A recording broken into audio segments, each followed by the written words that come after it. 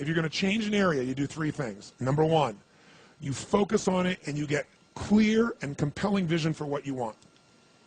If your body's not where you want it to be, I tell you there's one simple reason. It's not your focus. No, I focus on it. I focus all the time on how fat I am. No. See, if you focus on crashing into the pole, trying not to, the more you try not to, what you focus on, that's where the energy goes, that's where you go, right? We all know that. But what people tend to do is, I'm saying focusing on what you want, not what you don't want. And not only just focusing on what you want, where you focus and say, well, I'd like to be strong, I'd like to be energetic, I'd like to be fit. It's focusing and making it compelling. If your only reason you're focusing on it is like, well, I need to lose some weight because I feel fat, versus I want the energy to burn because with that I'll have more passion, more aliveness, I'll be able to impact my children. I'll be able to, I'll be able to take the business to another level. I'll be able to have fun when I'm stressed out and tired. I'll have creativity flowing through me. You can't just focus on it. You got to create a clear and compelling future in that area that will pull you towards it so you're not trying to push yourself. If there's an area you're not improving in, think of three pillars, if you would. Pillar one is get focused and clear. What's compelling? Where are you? Really? And don't lie. Where do you want to be? And make it so compelling you can't help it. When you wake up in the morning, you want to transform this area of your life. So the quality of your life already is better just because you are so excited about what you're after. When you do that with your body or your emotions or your finances or time or any other area and you start focusing and you're clear, you're going to have energy. You're going to have drive. You're going to start to do something. How do you make sure what you do really works? You need the second pillar. And think of this as three pillars. Because, two-legged stool is going to fall over. One leg, you can't sustain. Second pillar, you got to get the best. When I say get the best tools. Get the best map. Get the best mentor. What I'm looking for is, it's wonderful that you're focused and clear and excited, but if you're running east looking for a sunset, you got a problem. I don't care how much you believe, I don't care how much enthusiasm you have, you got the wrong tools. You got the wrong strategy. You got the wrong map. And so it's really critical in life, I believe, to get a map and get a mentor.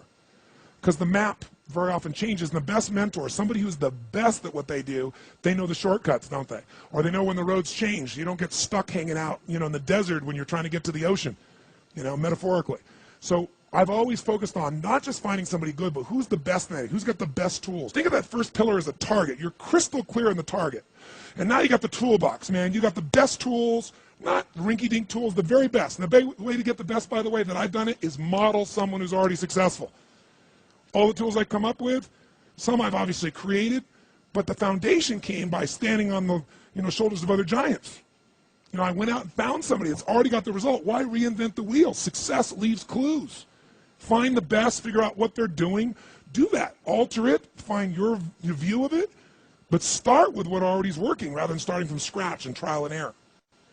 But if you've got that focus, the target, and you got the toolbox, and you're still not getting what you want, it's because you got inner conflicts. That's the third pillar. You've got to resolve your inner conflicts. Because as I try to explain to you, 80% of success in anything is your psychology and 20% is the mechanics. So those inner conflicts are when you take 2 steps forward and you pull 3 steps back. Right? When you say, boy, I'm totally committed to this, but you don't follow through. This is my expertise, the why guy part. Why? Why do you keep saying you want this? You have crystal clarity, you have the tools, and you're still not getting it? There's a conflict in you. You want to be totally successful, but you're afraid at some level that if you are totally successful, you will not be loved. You'll be rejected. You want to be in a position where you have total free time and you want to build a billion-dollar enterprise. These are conflicts. You really, truly know you got the tools and talents to make this happen, but a part of you doesn't think you deserve to succeed because of something you did at some point in your life or something you made up. Or you think making money or being successful economically is not spiritual. And you're committed to being spiritual, and yet the other part of you, it's the inner conflicts between fighting parts. So what do we do in this third pillar? Think of it as a vault we got to unlock. Think of it as unlock and unleash. That's the third pillar. The way you unlock and unleash is you identify the conflicts. You get clear what they are. So you may have total clarity, even the tools, but how can you totally unleash and commit when you're being pulled in 2 different directions? You say, Tony, how do I solve that? There isn't one way. You've got to get clear about what's most important to you today. not what you think you should do based on an old blueprint, an old belief system, your parents, society, your friends. Otherwise, you'll succeed and not be fulfilled. So once you identify the conflicts, now what you got to do is align. Align your life with what you really value. Align your life with what is most important to you. And then once you are in a position where you're aligned, guess what you'll do?